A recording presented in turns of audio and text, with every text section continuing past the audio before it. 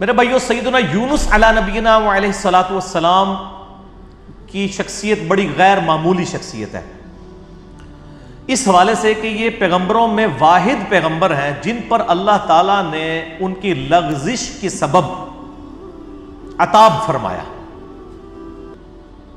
حتیٰ کہ سورۃ الصافات میں آیا کہ اگر یونس علیہ السلام مچھلی کے پیٹ میں ہم سے دعا نہ کرتے، اور وہ دعا آئی سورۃ الانبیاء میں، لا الہ الا انت سبحانک انی کنت من الظالمین، اگر یونس ان الفاظ میں ہمیں نہ پکارتے تو مچھلی کے پیٹ سے اسی دن نکالے جاتے جس دن مردے اپنی قبروں سے نکلیں گے۔ اتنا عطاب، اتنا جلال اللہ کا کہ یونس کی غلطی اتنی سویر نوعیت کی کہ جس دن مردے قبروں سے نکالے جائیں گے اس دن ہی پھر اللہ تعالیٰ فرماتے ہیں ہم یونس علیہ السلام کو مچھلی کے پیٹ سے نکالتے ہیں۔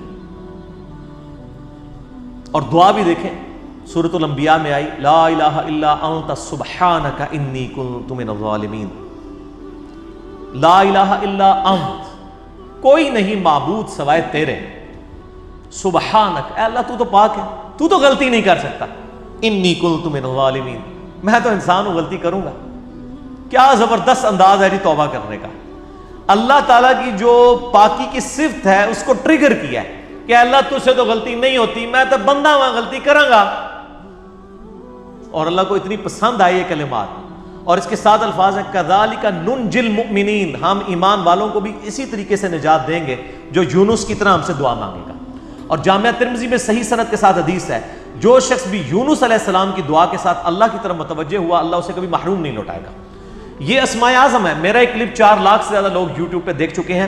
مصیبت اور پریشانی سے بچاؤ کے 3 وظائف، لا الہ الا انت سبحانک انی کنت من الظالمین، حسبنا اللہ ونعم الوکیل، اور یا حی یا قیوم برحمتک استغیث۔ یہ 3 وظائف۔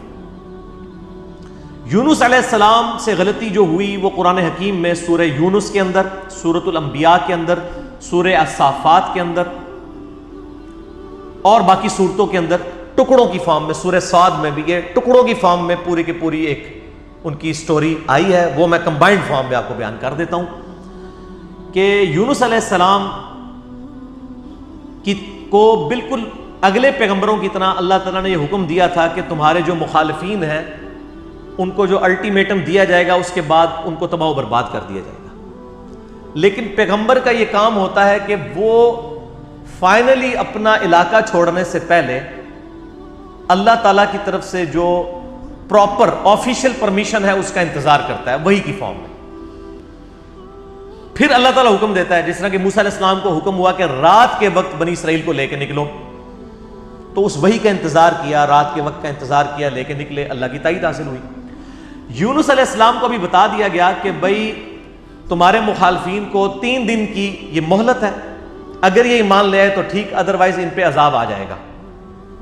اب جیسے ہی وہ 3 دن پورے ہوئے، کمپلیشن کے قریب تھے، بجائے اس کے کہ یونس علیہ السلام اللہ کی وحی کا انتظار کرتے کہ مجھے اب پراپرلی آخری 1 منٹ میں بھی تو آ سکتی ہے نا وہی، یہ سمجھ لیں تھوڑی دیر پہلے اپنا علاقہ چھوڑ گئے کہ اب تو ٹائم پورا ہونے کے قریب ہے، اب نظر بھی آ رہا ہے کہ عذاب ان پہ آ جائے گا۔ اللہ کی وحی کا انتظار نہیں کیا، اور قرآن کہتا ہے کہ گمان یہ کیا کہ ہم ان پہ گرفت بھی نہیں کریں گے، بالکل آخری وقت تک انتظار کیا تھا نا، اب کس نے لانا تھا ایمان۔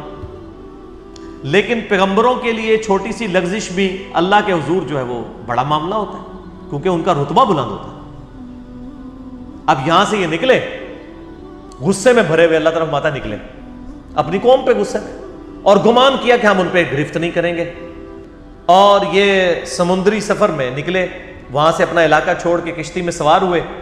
کشتی جب سینٹر میں پہنچی تو بہت بڑا سمندری طوفان آیا، اور وہاں پہ یہ ٹریڈیشن تھی کہ کشتی طوفان میں اس وقت پھنستی ہے جب کہ اس کشتی میں کوئی ایسا شخص بیٹھا ہو جو اپنے مالک کی اجازت کے بغیر بھاگا ہو،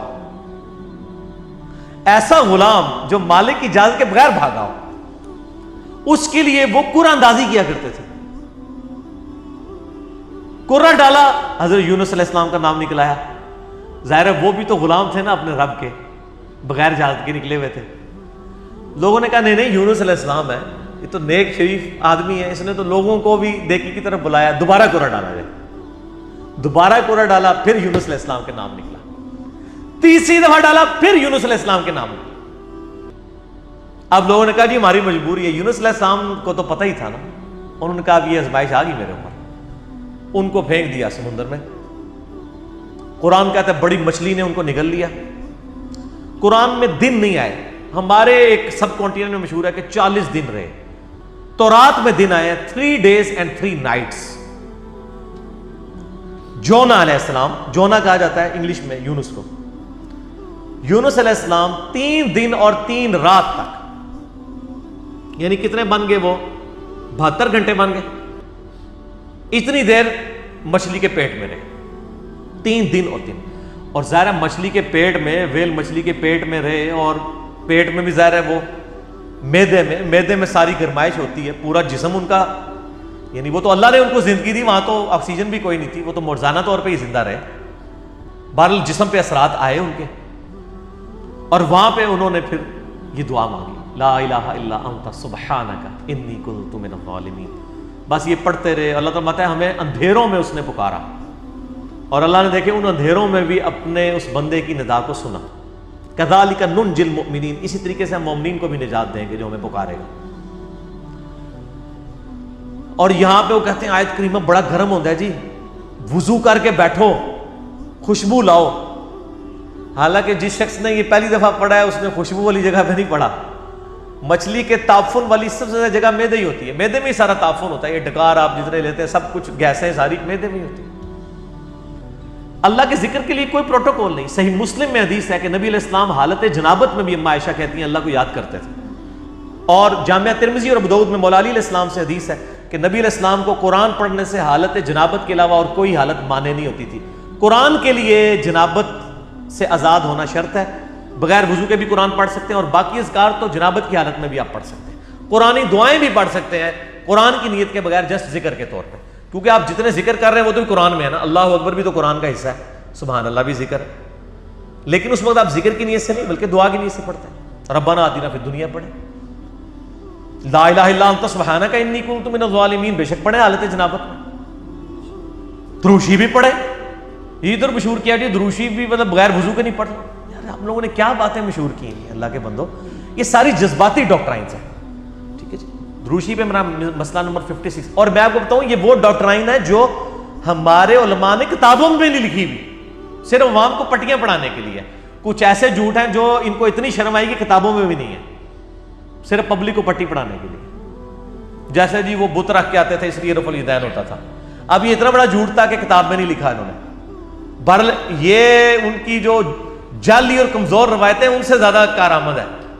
عام آدمی کو یہی پتا ہے کہ جو وہ جی بت رکھ کے آنے سے چل گیا, شڑول چھوڑی ہے, شڑول چل گئی ہے, دوسری چیز نہیں چلی.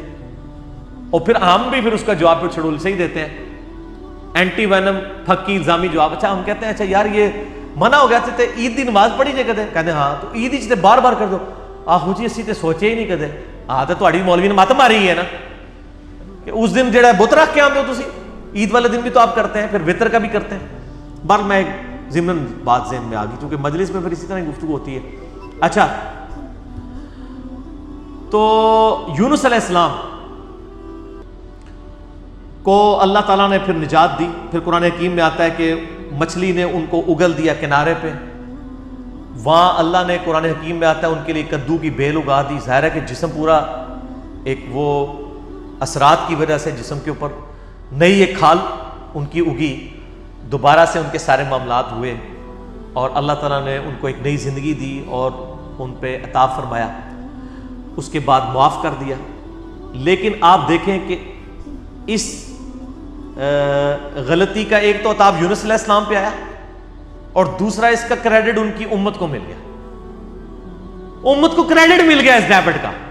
اور سورہ یونس جس کا نام ہی سورہ یونس ہے, اس میں حضرت یونس علیہ السلام کا نام آیا ہے. اللہ طرف آتا ہے کبھی ایسا نہیں ہوا کہ کسی قوم پہ عذاب آ کا فیصلہ ہو جائے اور وہ عذاب ان سے ٹل جائے, الا قوم یونس, سوائے قوم یونس کی, کہ یونس علیہ السلام کی قوم سے یہ عذاب ٹل گیا. کیوں؟ جب یونس علیہ السلام وہاں سے نکلے اور عذاب کے آثار نمایاں ہوئے. عذاب ٹلنا کوئی نہیں تھا. عذاب تو فرعون پہ بھی آیا, اس نے بھی تو کہا تھا نا میں ایمان لایا موسیٰ اور ہارون کے رب پہ. اللہ نے کیا فرمایا قرآن میں, الآن, اب لایا, کوئی فائدہ نہیں, ڈبو دیا. یہاں پہ بھی جب عذاب سامنے آیا نا, پوری قوم یونس تقریباً 1,00,000 اور اس سے چند زائد لوگ تھے, سارے کے سارے سجدے میں گر پڑے. انہوں نے کہا یا اللہ معاف کر دے, معاف کر دے, معاف. یونس علیہ السلام واپس قوم میں, قوم زندہ کی زندہ. اب یونس علیہ السلام کے لیے بھی ایک حیرانگی تھی, ایک پاسے میں بھی عذاب کٹیا, دوسرے پاسے قوم ہی بچ گئی ہے, تو میں اب ان کو کیا منہ دکھاؤں گا جا کے کہ میں ان کو تو الٹیمیٹم دے کے گیا تھا, میں اپنی بھی لغزش کے اوپر عذاب بھگت آیا ہوں اور یہ بھی بچ گئے ہوئے ہیں. لیکن ان کو پتہ ہی نہیں تھا, قوم تو ایمان لا چکی تھی, تو انہوں نے آتے ہی آپ کے ہاتھ میں بیعت کر لی. اللہ تعالیٰ نے حضرت یونس علیہ السلام کی اس لغزش کو کریڈٹ بنا دیا ان کی امت کے لیے بھی. یونس علیہ السلام کو بھی ایک آزمائش سے گزارا. اب یہاں پہ بڑی امپورٹنٹ بات میں آپ کو کروں, خصوصاً ہم مسلمانوں کے لیے. بخاری اور مسلم دونوں میں حدیث موجود ہے, ایک یہودی اور ایک مسلمان کا جھگڑا ہوا. باقی روایتوں میں آتا ہے کہ وہ مسلمان سیدنا ابوبکر الصدیق تھے رضی اللہ تعالیٰ. یہودی نے کہہ دیا کہ اللہ تعالیٰ نے موسیٰ علیہ السلام کو تمام جہان والوں پر فضیلت دی. یہ بخاری مسلم دونوں میں حدیث ہے. مسلمان نے کہا اللہ تعالیٰ نے ہمارے نبی علیہ السلام کو تمام جہان والوں پر فضیلت دی. جھگڑا ہوا, مسلمان کو غصہ آیا, اس نے اس یہودی کو تھپڑ مار دیا. وہ یہودی اپنا مقدمہ لے کر نبی علیہ السلام کے پاس آیا. آپ صلی اللہ علیہ وآلہ وسلم نے اپنے صحابی کو ڈانٹا اور فرمایا مجھے یونس پہ بھی مت فضیلت دینا. اب آپ کو اس جملے کا سمجھ آئے گی کہ یونس وہ واحد نبی ہیں جن پہ عطاب ہوا ہے, اور بہت بڑے لیول کا عطاب دنیاوی اعتبار سے دیکھا جائے. تو مجھے اس کے مقابلے پر بھی فضیلت مت دینا, ایسی فضیلت ہے جس میں کسی دوسرے کو نیچا دکھایا جائے. اللہ کی قسم, قیامت والے دن جب اللہ تعالیٰ مخلوقات کو دوبارہ زندہ کرے گا, میں دیکھوں گا کہ مجھے جب اٹھایا جائے گا, حضرت موسیٰ علیہ السلام مجھ سے پہلے ہی اللہ کے عرش کا پایا تھامے میں کھڑے ہوں. یہ حضرت موسیٰ کی ایک جزوی فضیلت ہمارے نبی علیہ السلام کے اوپر بھی. نبی علیہ السلام فرماتے ہیں مجھے تو یہ نہیں پتا کہ ان پہ قیامت کی بے ہوشی طاری نہیں ہوئی, یا اللہ تعالیٰ نے انہیں مجھ سے پہلے زندہ کر لیا قیامت والے دن, یا اس بے ہوشی کے سبب جو دنیا میں اللہ کی تجلی کی وجہ سے بے ہوش ہوئے, اللہ تعالیٰ نے ان پہ قیامت کی بے ہوشی طاری نہیں کی ہے. جزوی فضیلت ہو سکتی ہے. بخاری میں حدیث ہے کہ قیامت والے دن سب کو برہنہ اٹھایا جائے گا, سب سے پہلے حضرت ابراہیم علیہ السلام کو لباس پہنایا جائے گا. اب یہ ابراہیم علیہ السلام کی جزوی فضیلت ہے تمام پیغمبروں پہ. حضرت عیسیٰ علیہ السلام کو بغیر باپ کے پیدا کیا, یہ ان کی جزوی فضیلت ہے. اور ایک اور فضیلت کہ عیسیٰ علیہ السلام آج تک زندہ ہے, ایک اور بڑی فضیلت. تو جزوی فضائل ایک پیغمبر کے دوسرے پہ ہو سکتے ہیں, کلی طور پہ فضائل نبی علیہ السلام کو حاصل ہیں. تلک الرسل فضلنا بعضهم علی بعض, وہ اللہ نے قرآن میں کہہ دیا کہ یہ رسول ہیں, بعض کو بعض پہ ہم نے فضیلت دی ہے, بعض کے ساتھ کلام کیا, بعض کے ہم نے اور درجات بلند کیے. موسیٰ علیہ السلام کو ہم نے معجزات دیے, عیسیٰ علیہ السلام کو معجزات دیے. بہرحال اس کی بنیاد پہ کسی نبی کی تنقیص نہیں ہونی چاہیے, ٹھیک ہے نا. تنقیص کا جب پہلو نکلے گا نا, کمپیریزن آپ شروع کر دیں گے, تو وہ پھر خطرناک معاملہ ہو جائے گا. اس معاملے میں آپ نے اوائڈ کرنا چاہیے. اس لیے میں بارہا کہتا ہوں, میں پرسنلی مجھے یہ سلام بڑا پسند ہے, مصطفیٰ جان رحمت پہ لاکھوں سلام, لیکن اس میں کچھ اشعار ایسے ہیں کہ جو ہمیں اس طرف شائبہ کروا دیتے ہیں کہ یہ گستاخانہ ہے. کس کو دیکھا یہ موسیٰ سے پوچھے کوئی, آنکھ والوں کی ہمت پہ لاکھوں سلام. یار حضرت ابوبکر صدیق جب یہودی کے ساتھ یہ معاملہ کر رہے ہیں تو نبی علیہ السلام نے ان کو ڈانٹ دیا ہے, اور آپ 1400 سال بعد آ کے کہہ رہے ہیں موسیٰ تو نہیں دیکھ سکے تھے, ساڑھے نبی نے دیکھ لیا. آپ کے ساتھ بھی وہی کچھ ہوتا, بلکہ اس سے زیادہ ہوتا جو کہ اس مسلمان کے ساتھ ہوا تھا. اس لیے کہ آپ ایک غلط ٹریک کے اوپر چڑھ رہے ہیں, نبی علیہ السلام کی ذات کی ایک غلط تعریف بیان کر رہے ہیں. آپ ویسے بیان کریں کہ ہمارے نبی علیہ السلام نے خواب میں اللہ کی زیارت کی ہے, یہ ضرور بیان کریں, لیکن کمپیریزن نہ کریں. یہ والا جو معاملہ ہے تو اسی کو کہا جاتا ہے تفضیل بین الرسل, تفضیل عربی میں کہیں گے. ایک رسول کو دوسرے پہ فضیلت دینا یہ جائز اور حلال ہے, قرآن نے بھی دی ہے, لیکن تفریق بین الرسل, رسولوں میں فرق کر دینا ایمان لانے کے اعتبار سے یا کسی کو اونچا نیچا دکھانے کے فور, یہ حرام ہے. تفضیل بین الرسل جائز ہے, تفریق بین الرسل حرام ہے. حضرت عیسیٰ علیہ السلام کا بھی گستاخ اتنا ہی بڑا گستاخ ہے جتنا ہمارے نبی علیہ السلام کا گستاخ ہے. ایک بندہ سارے پیغمبروں کو مانے, ہمارے نبی کو نہیں مانتا, وہ بھی کافر ہے. ایک بندہ ہمارے نبی کو مانتا ہے, سارے پیغمبروں کو مانتا ہے, حضرت موسیٰ علیہ السلام کو نہیں مانتا, وہ بھی کافر ہے. تو لا نفرق بین احد من رسلہ وقالوا سمعنا واطعنا غفرانک ربنا والیک المصیر. ٹھیک ہو گیا جی.